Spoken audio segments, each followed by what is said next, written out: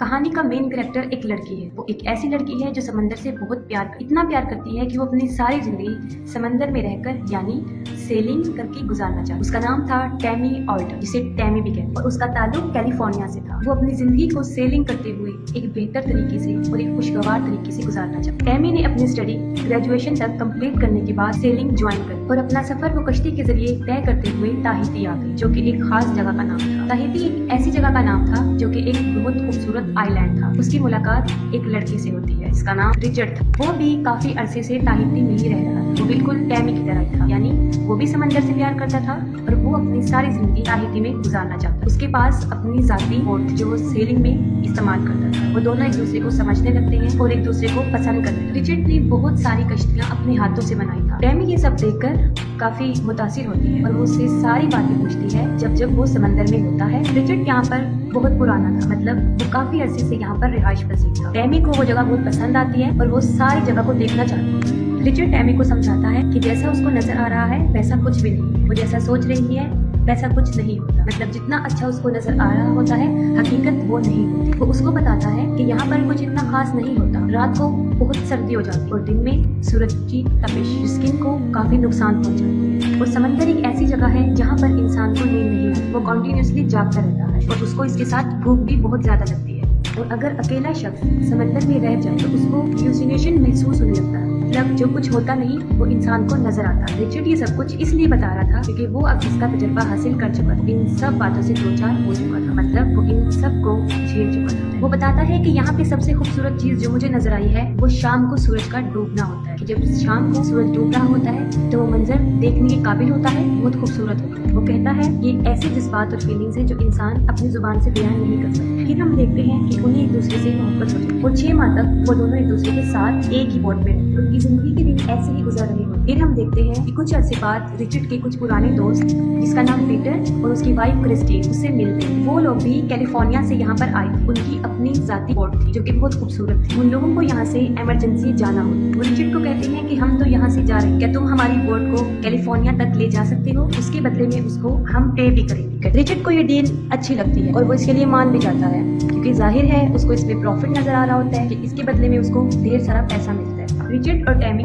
दोनों पीटर की बोट को देखते हैं। उन्हें काफी पसंद आती है और वो इस डील को एक्सेप्ट करके उनकी बोट काफी खूबसूरत। वो अपना सारा जरूरी सामान खरीद कर अपने जाने की तैयारी करते और देखते हैं हमें अपनी मंजिल हमें किस आइलैंड पर रुकना है। ये सब सोचने और अपना फैसला करने के बाद वो अपना सफर शुरू करते हैं और उनका ये सफर तकरीबन 4000 मील का होता है। 4000 मील एक बहुत बड़ा फासला, इसलिए उनको इसमें काफी दिन लगते थे। रिचर्ड अपनी जिंदगी का सबसे बड़ा फैसला करता है। वो टैमी से शादी करने का फैसला और उसको शादी के लिए प्रपोज करता है। टैमी भी उससे मोहब्बत करती है, इसलिए वो उसका फैसला कबूल करती है और दोनों बहुत खुश होते हैं। लेकिन फिर उनकी किस्मत पलट जाती है। वो समंदर में तूफान को महसूस करते हैं और फिर देखते हैं कि एक परिंदा तेजी से हवा के साथ उड़ता हुआ आया है और उनकी बोट पर गिर गया। उन्हें कुछ समझ नहीं आया कि ये परिंदा कहाँ से आया, क्योंकि आसपास उन्हें कोई किनारा भी नजर नहीं आया। जाहिर है वो हवा के साथ उड़कर इतनी दूर आ गया होगा। इसके बाद उन्हें रेडियो पर फौरन अलर्ट किया जाता है कि एक बहुत बड़ा समुद्री तूफान आने वाला है। ये सुनने के बाद रिचर्ड ये डिसाइड करता है कि जिस तरफ से तूफान आ रहा है हम उसकी ऑपोजिट साइड से अपना रास्ता तय करें। लेकिन टैमी उसको बताती है कि जिस तरह वो समंदर से वो परिंदा उड़कर आया है इसी तरह हम भी इस समुद्री तूफान में निकल सकते हैं अगर हम इसके लिए कोशिश करें। रिचर्ड इस फैसले से खुश नहीं होता, लेकिन जाहिर है उन्हें कोई फैसला तो लेना पड़ना था क्योंकि पहले ही उनका बहुत वक्त जाया हो चुका था। उन्होंने जल्दबाजी में जो फैसला लिया वो गलत था और इस गलती का पछतावा उन्हें तब हुआ जब उन्होंने देखा कि एक बहुत बड़ा तूफान उनकी कश्ती के सामने आ रहा है और अपने साथ बहुत बड़ी बड़ी लहरों को ला रहा है, जिस पर काबू पाना काफी मुश्किल है। और इन हालात को देखते हुए वो काफी परेशान हो जाते हैं और अपनी कश्ती को संभालने की कोशिश करते, लेकिन उनसे उनकी कश्ती संभल नहीं पाती। इन हालात को देखते हुए रिचर्ड टैमी को कहता है कि वो फौरन नीचे चली जाए। बहुत बड़ी बड़ी लहरें आती और जैसे ही टैमी अंदर जाती है एक बहुत बड़ी लहर आती है जो रिचर्ड को अपने साथ ले जाती है और टैमी भी वहाँ पर गिर जाती है और बेहोश हो जाती है और उनकी कश्ती पूरी तरह तबाह बर्बाद हो जाती है। सुबह जब उसको होश आती है तो वो अपने आसपास पानी और टूटी हुई कश्ती देखती है। इस वाकये में वो खुद भी काफी जख्मी हो चुकी, जगह जहाँ चोटें लग गई थी उसको काफी तकलीफ भी हुई, लेकिन फिर भी वो हिम्मत करके किसी तरह कश्ती से बाहर आती है और अपने आसपास रिचर्ड को ढूंढती है, लेकिन उसको रिचर्ड कहीं दिखाई नहीं देता। वो रिचर्ड को आवाजें देना शुरू हो जाती है। वो सोचती है कि शायद रिचर्ड बोट से गिर गया और उसको पुकारती पुकारती वो चिल्लाना शुरू करती, लेकिन रिचर्ड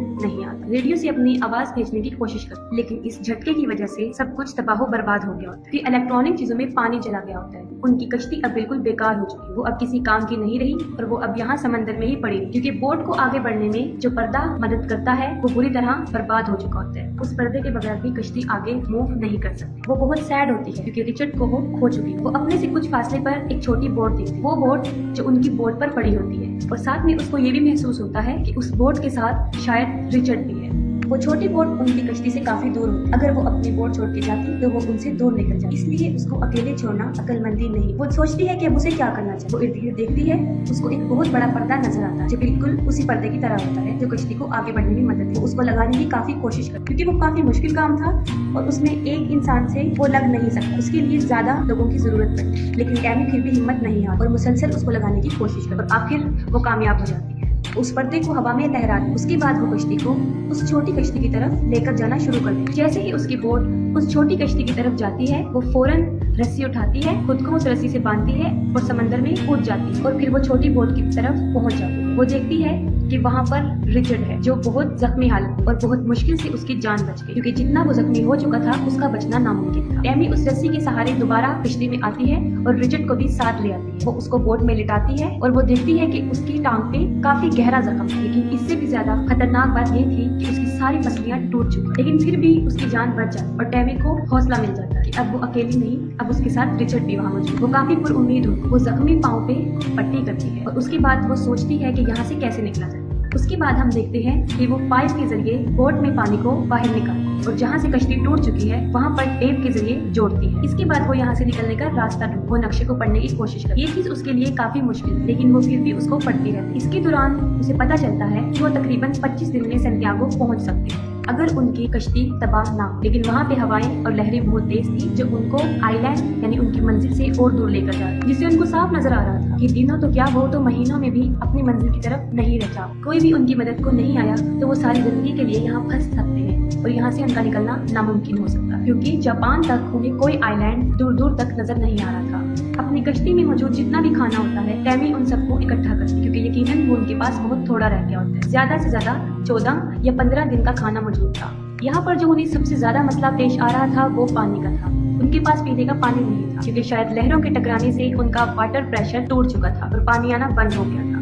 लेकिन उनके पास थोड़ा बहुत पानी था जिस पर वो अपना गुजारा चला रहे थे। ये हालात, ये दिन उनके ऊपर एक इम्तिहान की तरह गुजर रहे, क्योंकि वो एक ऐसी जगह पर मौजूद थे जहाँ पर न फिशर्स आते हैं और न कोई सियाह, क्योंकि वो किनारे से इतना दूर थे कि आम इंसान उनको सोच भी नहीं सकता। वो ऐसा महसूस करते हैं कि अब वो यहाँ से कभी भी नहीं जाए। वो यहाँ पर गुम हो गए और सच में वो यहाँ पर गुम हो चुके थे। उन्हें अपनी मौत साफ दिखाई दे रही। एक तो वो समंदर में फंस गए थे ऐसी जगह पर जहाँ पर उनका बचना नामुमकिन है, और दूसरा खाने पीने की तरफ उनका खाना भी दिन ब दिन कम होता जा रहा है। और जो सबसे बड़ी प्रॉब्लम ये थी कि टैमी वेजिटेरियन। टैमी बहुत परेशान होती है। इस पर रिचर्ड उसको समझाता है कि हमारे पास खाना कभी भी खत्म नहीं हो सकता अगर तुम समंदर से मछलियाँ पकड़ती, और ऐसा करने पर टैमी साफ इनकार कर देती, लेकिन उसके बाद वो फिर भी कोशिश करती है, लेकिन हर बार नाकाम हो जाती। टैमी को अपनी गलती का एहसास होता है। वो रिचर्ड से माफी मांगती। रिचर्ड तो बेचारा किसी काम के काबिल ही नहीं था कि वो पूरी तरह जख्मी हो चुका था और उसकी हड्डियां भी टूट चुकी थी। बारिश आ जाती है, इस पर टैमी बहुत खुश हो जाती और खुशी से चिल्लाने लगती है। उनके पास जितने भी बर्तन मौजूद होते हैं वो सबको उन बारिश के पानी से भर लेती है।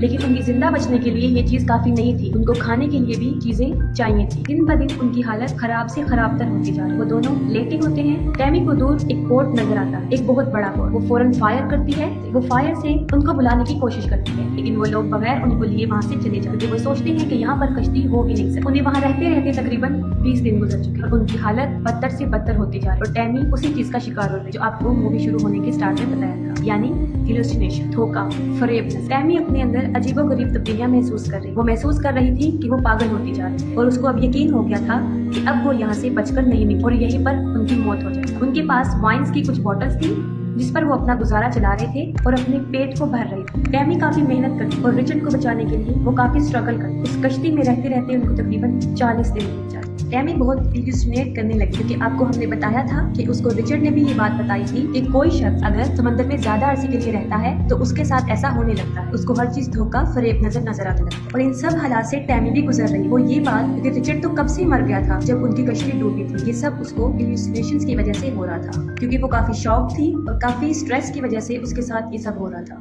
क्योंकि वो इस सदमे से बाहर ही नहीं आ रही थी कि वो रिचर्ड को खो चुकी है। और उसकी ये यूनिट इतनी पावरफुल थी कि अब तक वो रिचर्ड को महसूस कर रही थी वो सब इसी की वजह से था।